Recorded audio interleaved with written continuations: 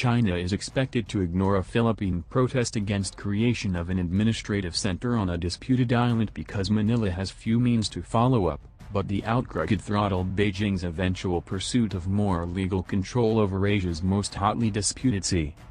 The Philippine Department of Foreign Affairs on April 30 rejected China's illegal designation of Fiery Cross Reef as an administrative center, according to the department's website.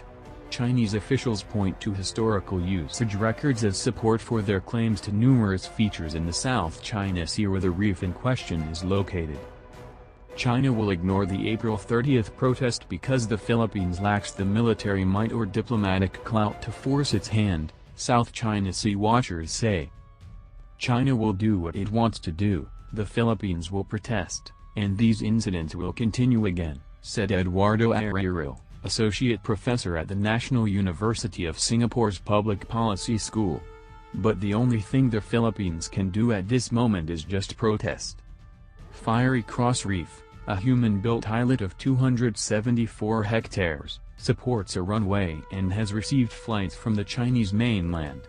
It's one of three major islets that Beijing controls in the Spratly archipelago, a group of tiny features in the South China Sea. The Philippines controls 10 islets in the same chain, which is valued for fisheries and energy reserves. The Philippines, Brunei, Malaysia, Taiwan and Vietnam all contest at least part of China's claims to about 90% of the surrounding 3.5 million square kilometer sea. China landfilled Fiery Cross Reef among other features before 2017 to step up its military and civilian presence. China has the region's strongest armed forces plus the budget to overtake other maritime claimants in building disputed islets for human use. Since Rodrigo Duterte became Philippine president in 2016, the Philippine government seldom protests openly to Beijing over sovereignty disputes as the two presidents tried to improve relations. His predecessor filed a landmark world arbitration case in 2013, and 3 years later a court in The Hague ruled against the legal basis of Beijing's South China Sea claims. China rejected the ruling. Protests are especially unlikely now as the Philippines accepts Chinese medical aid to fight COVID-19, said Ramon Casipal, executive director of the Metro Manila-based advocacy group Institute for Political and Electoral Reform.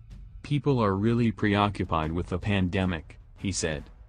The latest protest is seen as a record of opposition against China's move in case Beijing uses it to seek more legal authority in the Spratly Islands.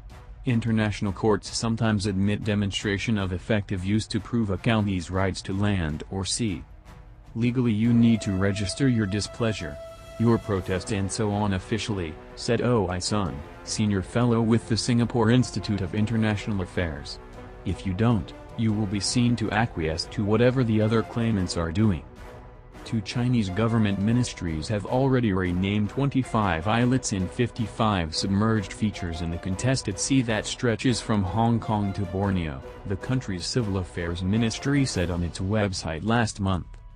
China has renamed scores of islets and underwater landforms in the South China Sea, a move some analysts say is intended to push back against Vietnamese naval incursions in the disputed waterway.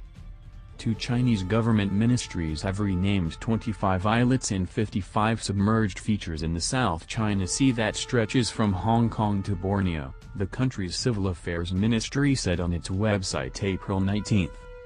This act, though it doesn't automatically give China more legal sovereignty than 5 other Asian governments with claims to the resource-rich sea, helps repel Vietnam after a string of analysts believe the Chinese government hopes to solidify its claims to the South China Sea by renaming 25 islets and 55 submerged features. Manila's protest calls Fiery Cross Reef an integral part of Philippine territory that belongs to a chain of the Philippine-controlled Kalayaan Island group. It urged China to adhere to international law. China probably called Fiery Cross Reef an administrative region to consecrate its actual control of the islet, said Stephen Nagy, a senior associate professor of politics and international studies at International Christian University in Tokyo. Chinese officials might eventually redraw their own maps to reflect the new status they just gave it, he said.